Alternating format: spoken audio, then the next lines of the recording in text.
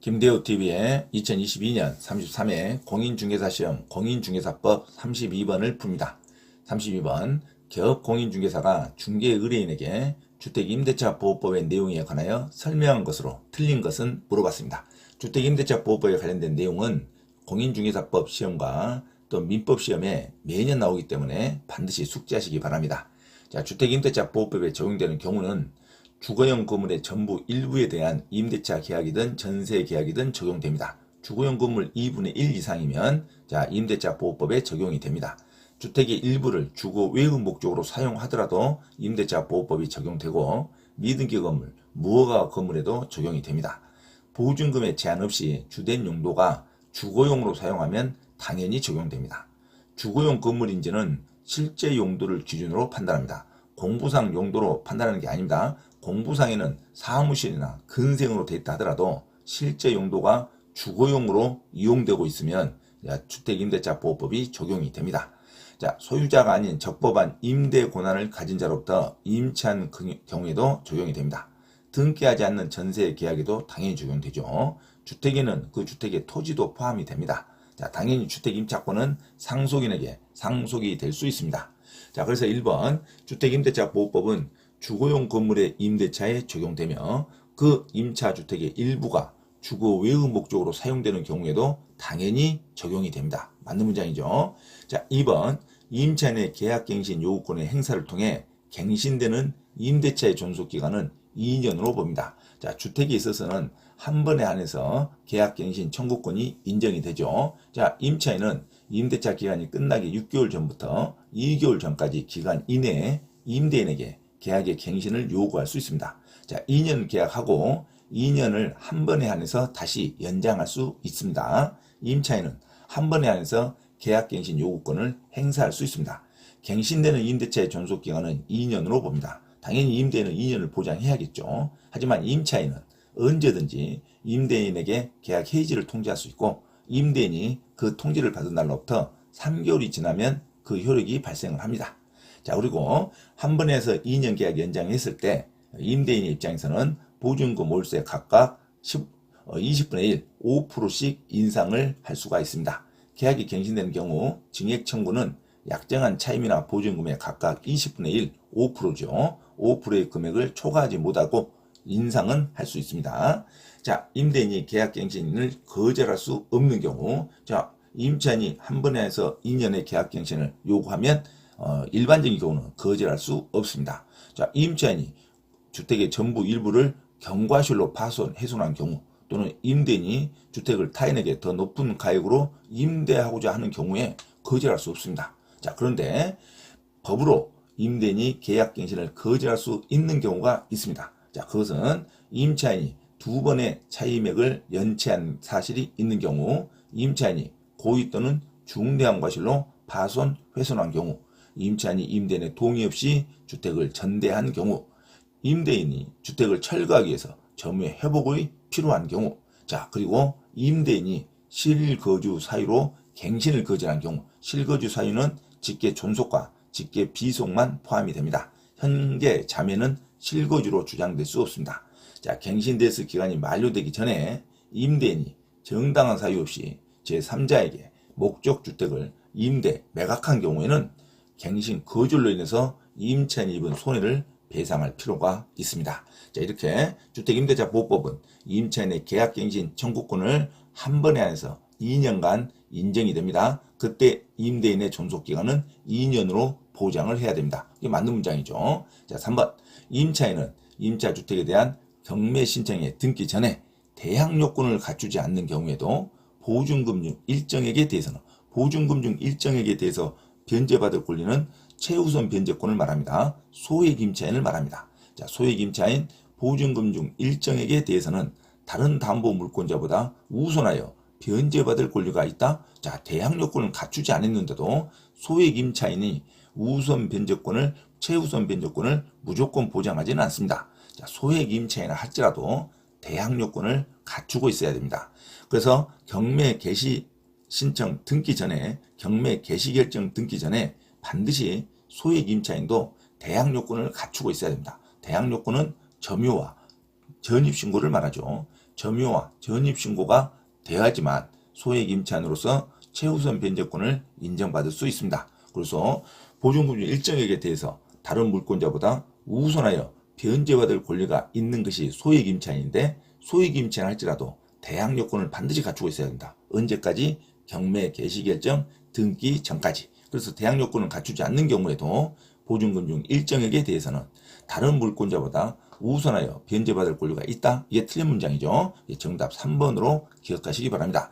자, 소액 임차인 할지라도 반드시 점유와 전입신고는 갖추고 있어야 됩니다. 그런데 확정일자는 갖추고 있을 필요가 없죠. 확정일자는 필요가 없으나 반드시 전입신고는 갖추고 있어야 됩니다. 전입신고와 점유를 하고 있어야 소액 임차인으로서 보증금융 일정액에 대해서 우선하여 변제받을 권리가 있습니다. 그래서 정답 3번, 대항 요건을 갖추지 않는 경우에도 보증금융 일정액에 대해서 우선하여 변제받을 권리가 있다. 이게 틀린 문장입니다. 대항 요건을 갖추어야 됩니다. 자, 소액 임차인도 대항 요건을 갖추어야 합니다. 언제까지? 경매 신청의 등기 전까지. 경매 신청의 등기 전까지 대항 요건을 갖추어야 보증금융 일정액에 대해서는 다른 물권자보다 우선하여 최우선 변제를 받을 수가 있습니다. 정답 3번으로 기억하시기 바랍니다. 자, 4번. 임차인이 대항력을 갖춘 경우, 대항력을 갖췄다는 것은 점유와 전입신고를 했다는 말이죠. 점유와 전입신고를 한 경우 임차주택의 양수인은, 임차주택의 양수인, 새로운 집주인, 매수인을 말합니다. 매수인은 당연히 임대인의 지위를 승계한 것으로 보죠. 보증금을 새로운 주인이 지불해야 할 의무가 있죠. 자, 그래서 임차인이 대항력을 갖춘 경우에는 임차주택의 양수인은 임대인의 지위를 승계한 것으로 봅니다. 자, 5번.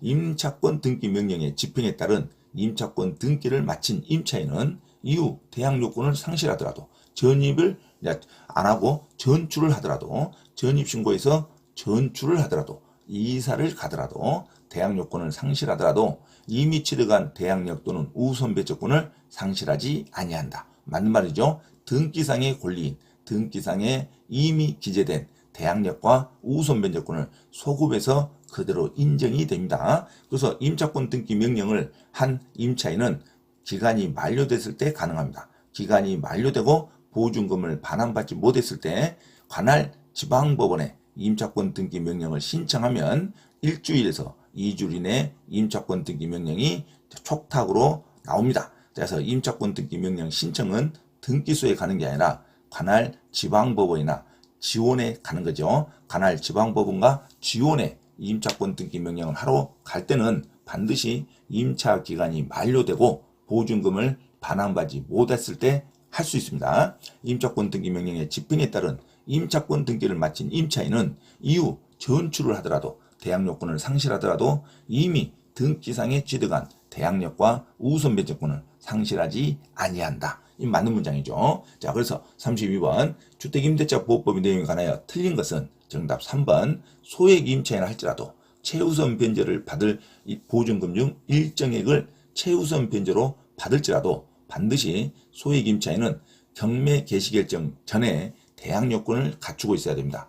경매 신청 등기 전에 대항 요건을 갖추지 않는 경우에도 보증금융 일정액에 대해서 우선하여 변제받을 권리가 있다. 이게 틀린 문장이죠. 대항 요건을 반드시 갖추고 있어야 됩니다. 소액 임차인은 확정일자는 필요하지 않으나 전입신고는 반드시 해야 됩니다. 점유와 전입신고가 경매 신청 등기 전에 갖추고 있어야 보증금융 일정액을 최우선으로 변제받을 권리가 있습니다. 자, 그래서 32번 정답 3번으로 기억하시기 바랍니다. 대항 요건을 갖춰야 됩니다. 소액 임차인이어도 대항 요건을 갖추지 않는 경우에는 보증금을 최우선으로 변제받을 수가 없습니다. 자, 그리고 임대차 보호법은 주거용 건물의 임대차에 적용되고 주거용이 아니더라도 주택으로 사용되는 경우에도 적용이 됩니다. 공부상의 주택이 아니어도 실제로 주거용으로 사용되고 있으면 주택임대차 보호법으로 적용될 수 있습니다. 자, 그리고 계약갱신 요건의 행사로 갱신하더라도 임대인은 2년을 보장해야 됩니다. 자, 임차인이 대항력을 갖춘 경우에는 임차주택의 양수인은 임대인의 지위를 승계한 것으로 봅니다.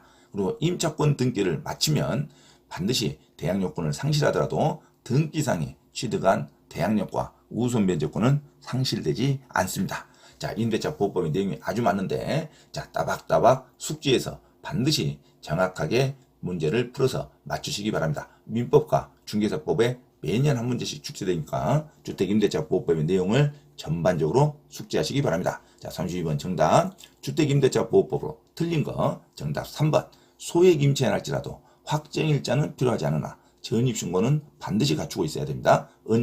언제까지? 경매 신청 등기 전까지 전입신고, 즉 대항요건을 갖추고 있어야 보증금 중 일정액을 최우선으로 변제받을 수 있습니다.